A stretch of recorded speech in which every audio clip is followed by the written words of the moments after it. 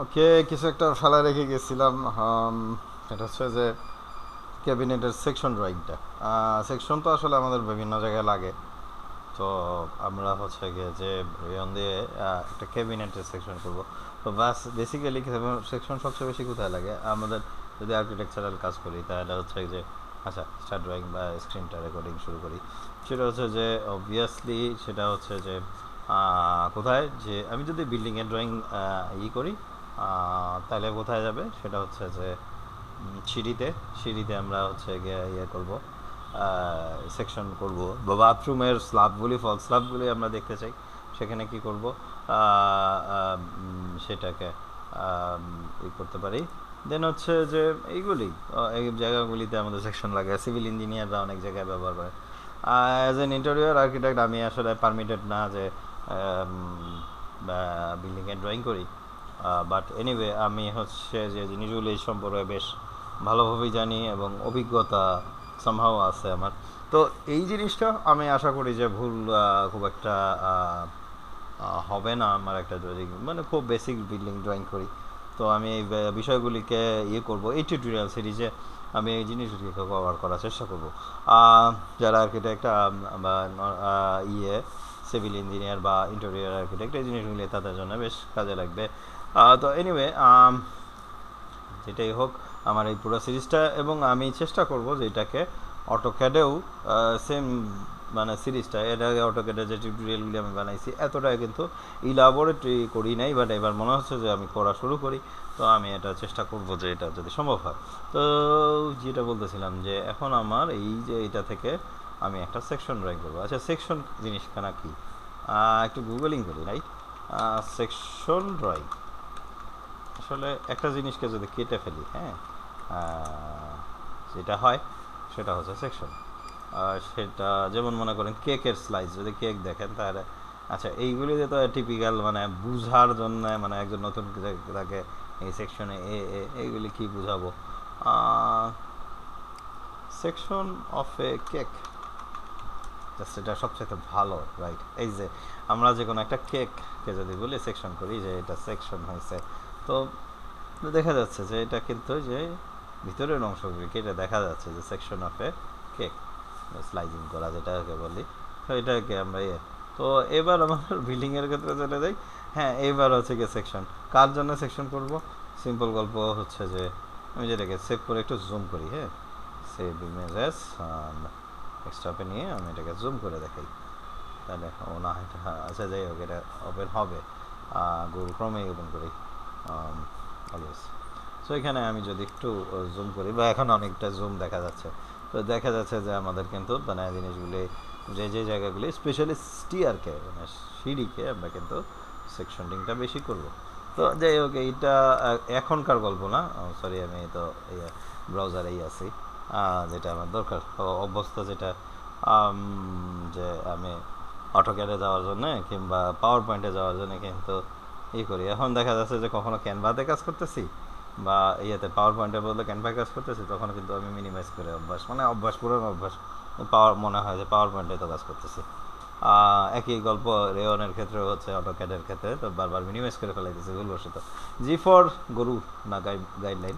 যাই হোক, এখানে ক্লিক করলাম এবং আমি, হ্যাঁ, ড্রয়িংটা শুরু করে দিলাম, রাইট, ঘোষণা ছাড়াই, সরি। হ্যাঁ, জি ফর গাইডলাইন আমাদের হচ্ছে যে কন্টিনিউয়াস রাখতেছি না, কারণ আমি বারবার এসকেপ বাটনটা চাপ দিয়ে ফেলাই অভ্যাসবশত, যে কারণে দেখা যায় যে ঠিক আছে তাৎক্ষণিকভাবে তো আমাদের এটা ভালো, বাট আমাদের যারা সুইচিং করতেছি তাদের জন্য, সুইচিং বলবো না কারণ আমি অটোক্যাড ছেড়ে যাচ্ছি না, অটোক্যাড আমার লাগবেই সামহাও। আমি অনেক সময় অনেক অফিস কিন্তু এখনও পর্যন্ত অটোক্যাডে আছে। আর অবশ্যই অটোক্যাডের প্রতি একটা ব্যাপক কৃতজ্ঞতা, যে আমার শিখা প্রথম সফটওয়্যারও অটোক্যাড, আর ইনকাম আই থিঙ্ক যে প্রথম অটোক্যাড দিয়েই আমার শুরু হয়েছিল। তো যে কারণে ফ্রিল্যান্সিং বলেন বা যেটাই বলেন, আমার অটোক্যাড দিয়েই মনে হয় নাকি, আমার মনে হয় নাকি ঠিক আছে, তো এখানে এটা দিলাম। দেন আমি হচ্ছে গিয়ে যে এই পয়েন্টে আমার একটু ডাউট আছে, আমি বলি না ভালো। দেন হচ্ছে গিয়ে যে আমি একটা রেক্টেঙ্গেল করে নিতে চাচ্ছি, যেটা 1/8, মানে হচ্ছে 20 ইঞ্চি, ঠিক আছে। আর 20 ইঞ্চির পরে আমি হচ্ছে যে এরকম এটাকে ক্লিক করবো। দেখেন এখানে মাপ তো এই এটা, আচ্ছা, লজিকটা মাথায় কাজ করতেছে এখন, সেটা হচ্ছে যে আসলে এটা হ্যাঁ 20 ইঞ্চি হবে, অ্যান্ড দেন হচ্ছে যে এক্স আর ওয়াই দুইটাই যাই হোক সমস্যা নাই, ওয়ান দ্যাট ইজ হচ্ছে 20 ইঞ্চি। একটু লজিকটা নিয়ে কনফিউজ ছিলাম। তো এটা সরি 20 ফিট করে ফেলাই, এই যে সুইচিং অ্যান্ড হচ্ছে প্রবলেম অভ্যাস। এনিওয়ে আমি তোরে নতুন অবশ্যই স্বীকার করতে হবে, বাট নতুন হিসাবে যা ফিল করতেছি এটা তো জানি না, অভিজ্ঞতা, জাস্ট অভিজ্ঞতা কি বলবো, 5 দিন 10 দিন। তো এই 5 দিন 10 দিনে যা ইমপ্রুভমেন্ট, তো আমার মনে হয়েছে যে গত 15 বছর ধরে অটোক্যাডে যা করতে পারছি, 15-20 বছর, 20 বছর অ্যাকচুয়ালি বলবো, কারণ 20 বছর বলতে আমি যখন প্রফেশনালি 15 বছর, স্টুডেন্ট থাকাকালীন আরও কিছু সময়। তো এই সময়ে যা হয়েছে আলহামদুলিল্লাহ, এটা অনেক দূর আগাইছে আমি বলতে হবে, যে এই ইমপ্রুভমেন্টটা আমার অনেক বেশি ইয়ের থেকে। হ্যাঁ অবশ্যই অটোক্যাডের যে নলেজটা সেটা আমার কাজে লাগতেছে। দেন ক্লিক করি আমি এটাকে, আমি বলি যে হ্যাঁ এটাকে বলা বলির কিছু নেই, এটাকে মাপটা আমরা দিয়ে দিই যে এটা হবে হচ্ছে 0.75 ইঞ্চ, ঠিক আছে, এবং এটাকে ঠিক আছে, তো দ্যাটস ইট, জিনিসটা চলে আসছে। হ্যাঁ, এখন আমাদের যেটা টার্গেট সেটা হচ্ছে যে আমরা এখানে জি ফর গাইডলাইন গরু না, ঠিক আছে, এখানে আমি বসাই দেবো গাইডলাইনগুলি, জি ফর, হ্যাঁ যেটা বলতেছিলাম যে জি ফর গাইডলাইন, সরি ইন্টারফেসে একটু চাপ পড়ে গেছিলো, জন্য আসতেছিল না। তো এই জিনিসটা আমি গাইডলাইনগুলি পেয়ে গেছি, রাইট। এখন যেটা হবে যে আমরা কিন্তু সাইড ভিউগুলি আঁকবো, সাইড ভিউ এটা, আর হচ্ছে যে আমি হচ্ছে গিয়ে পার্ট বাই পার্ট করে ফেলাইতে চাই কিছু কিছু। এখানে সিম্পল লাইন, এটা পলিলাইন, ওইটা পাশে একটা লাইন, তো মাছ বরাবর বা এরকম কিছু মাছ বরাবর লাগবে না আমার গাইডলাইনের মধ্যে। জাস্ট এটাকে আমি হচ্ছে কি টার্গেটকে যেটা হচ্ছে যে আমি এটাকে ডিভাইড করবো, লাইন টানলাম, ডিভাইড করবো, হ্যাঁ ডিভাইড অ্যান্ড রুল, যাই হোক আর কি। সো কয়টা ভাগ করলে ভালো হয়, 7কে আই থিঙ্ক যে 4টা ভাগে ভাগ করে দিই, ঠিক আছে। তো তাহলে প্রত্যেকটা পার্ট কিন্তু আলাদা আলাদা, আমি সুবিধার জন্য একটাকে ইচ্ছা করে ডিলিট করলাম, কেন, তাহলে আমি ভিজিবল হবে আমার জন্য, ইভেন স্ন্যাপ পয়েন্ট পাচ্ছি না বুঝে, অনেক সময় হইতেই পারে, নতুন হিসাবে এটা হইতেই পারে। তো আমি হচ্ছে কি কিন্তু এবার কি আরও খুঁজে পাইতে অসুবিধা হবে, আমার মনে হয় না। তো যাই হোক, এবং আমি এটা একটা রেক্ট্যাঙ্গেল লাগবো এই পর্যন্ত, ঠিক আছে। এবং এটাকে ওইখান থেকে সেটা হচ্ছে যে এটার মাপ হবে 0.75 ইঞ্চি, ঠিক আছে, নড়ে গেছে, সমস্যা নাই। সেকশন, আচ্ছা সেকশন লাইন তো আমি একটা ভিডিও দিয়েছি যে কোনখানে বলে কাটাকাটি করবো, কাটটা যেখান থেকে সেখান থেকে কাটটাই তো আর হলো না, ঠিক আছে। সো আমাকে এখানে সেকশন লাইন, আমি জাস্ট এবার সেকশন পয়েন্টগুলি লাইনগুলি এভাবে আঁকে, ঠিক আছে।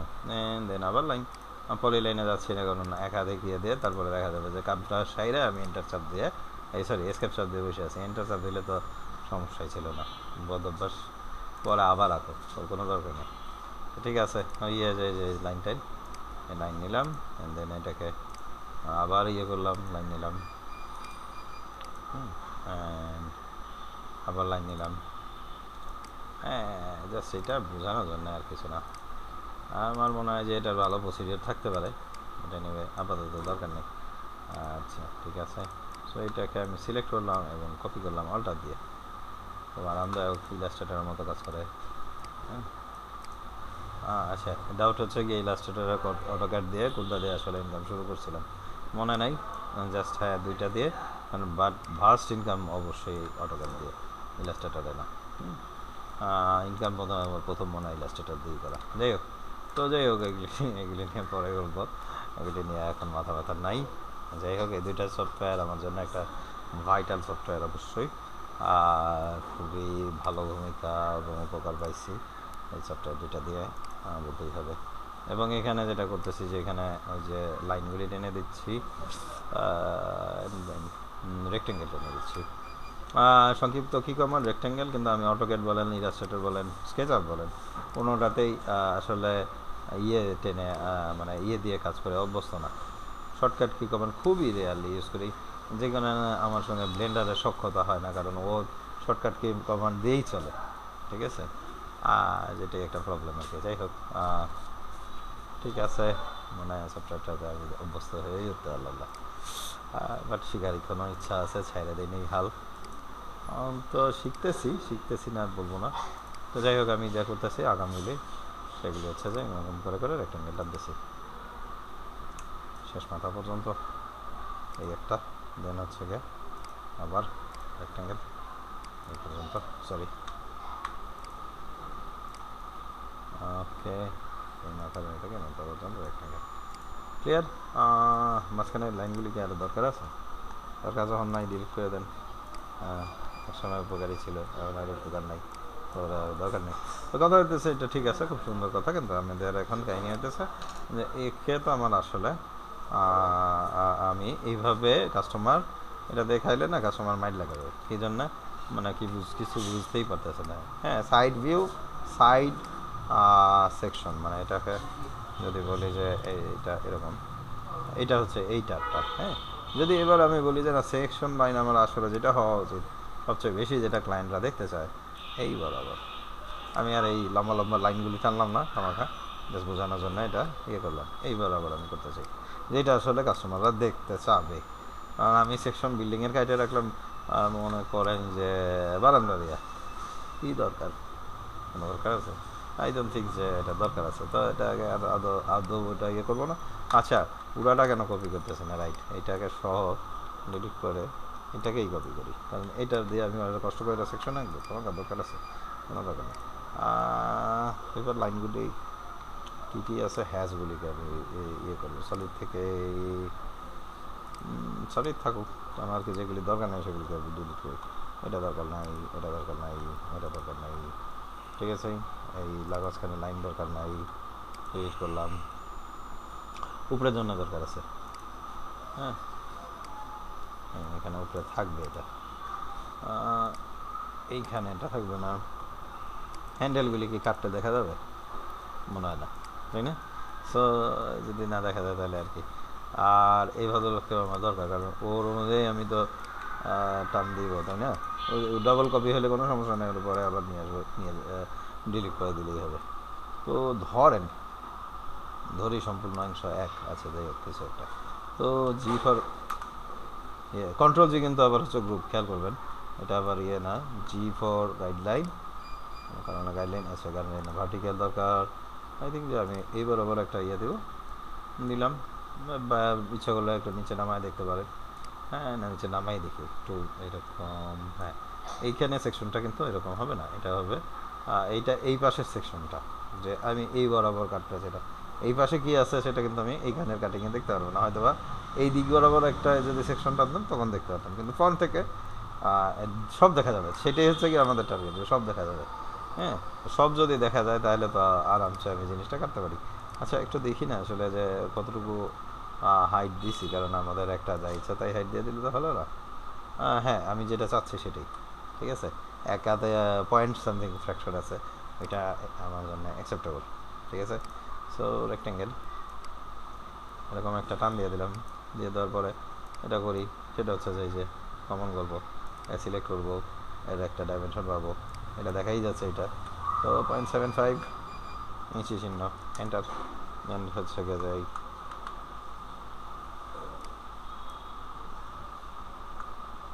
আচ্ছা, একটু প্রবলেম নাই, দেখি না, এটা হলে কোনো সমস্যা নেই। হ্যাঁ, কিন্তু বাকি যেটা হচ্ছে জি ফর গাইডলাইন, এরপর এই জি ফর গাইডলাইন, এই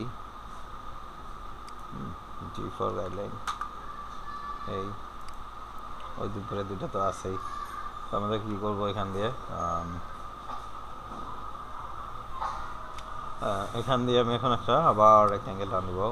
আর যদি এভাবে ঢুকে কাজ করতে অসুবিধা হয় তো সিম্পল গল্প হচ্ছে যে আমরা ইয়ে করবো, আর ই রেক্ট্যাঙ্গেলের জন্য। আচ্ছা, হাতে কেন টানতেছি, কোনো কারণ ছাড়াই।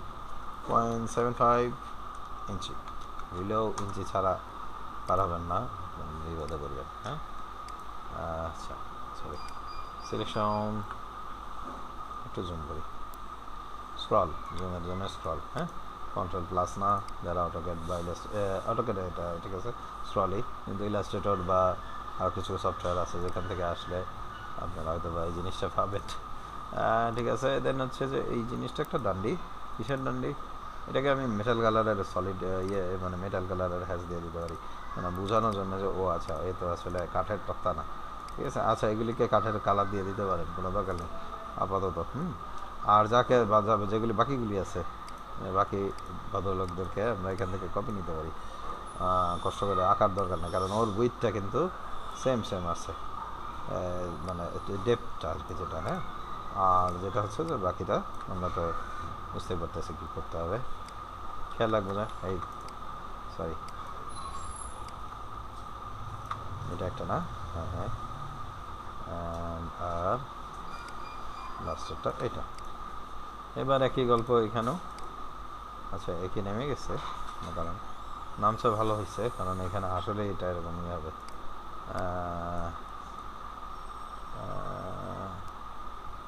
কারণ ওর তো একটা থিকনেস থাকবে, রাইট? এটা আসলে এরকম হবে, বললাম না, মিসিং করছি, সরি অ্যাবাউট দ্যাট। এখানে আমি আসলে এটাকে এরকম করবো, এত বেশি না, এই এটাকে কী করবো, দরকার হলে লক করে নেবেন, প্রয়োজন 0.75 ইঞ্চি, এন্টার, অ্যান্ড দেন হচ্ছে যে এটাকে একটু আপ করো, না তো আপ আরও বেশি দাও করা ভালো, দেন একে এইখানে দিয়ে দিলাম হচ্ছে যে বাউন্ডারিটা। আচ্ছা, তো তাহলে জি ফর গেটে, মাঝে মাঝে গরুই মনে হইতেছে নিজের। ওকে, এইখানে নামাই দিলাম, এটা একটু ডেপটা নামাই দেবো, আর এখানে হচ্ছে গিয়ে আর ই ফর রেক্টেঙ্গেল, অথবা এখান থেকে রেক্টেঙ্গেল, আমি বলছি না শর্টকাট কী করবো, আমার অ্যালার্জি আছে, সো আমি শর্টকাট কী করবো ইউজ করি না, মাই ওয়ার্ক মাই রুলস। ওকে, যাই হোক, তো এরপরে হচ্ছে ডাইমেনশনিং।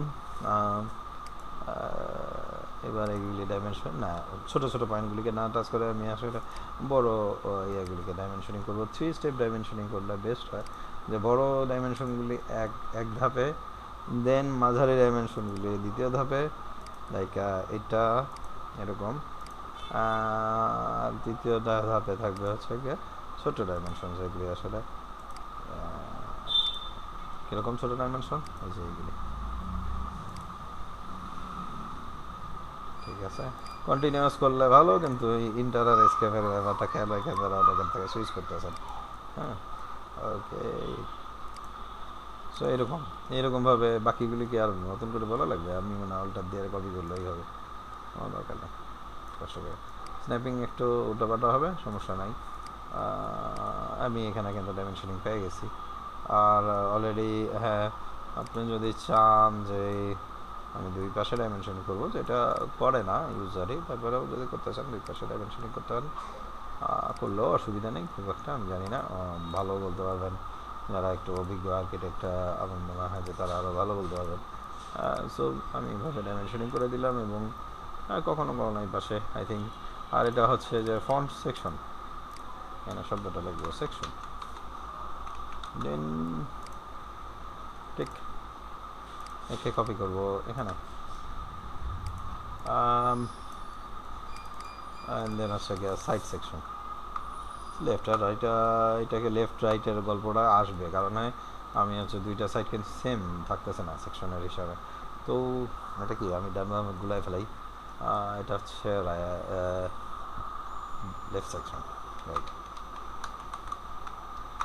আর রিক্সাওয়ালাকে ইনস্ট্রাকশন দিতেই ভুলাই ফেলাই, তো এখানে তো অটোক্যাডের ড্রয়িং, আচ্ছা যাই হোক, তো লেফট সেকশন এটা আমাদের, এভাবে আমরা ইয়ে করতে পারি।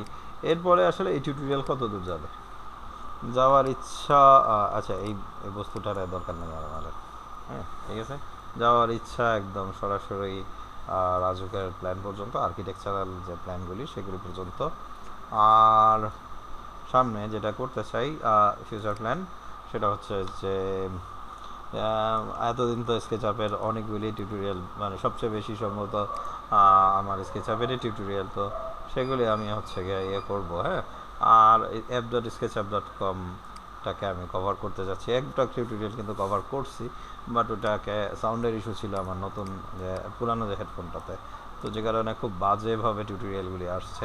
আমি আশা করব যে এখনকার যে টিউটোরিয়ালগুলি ভালো আসবে।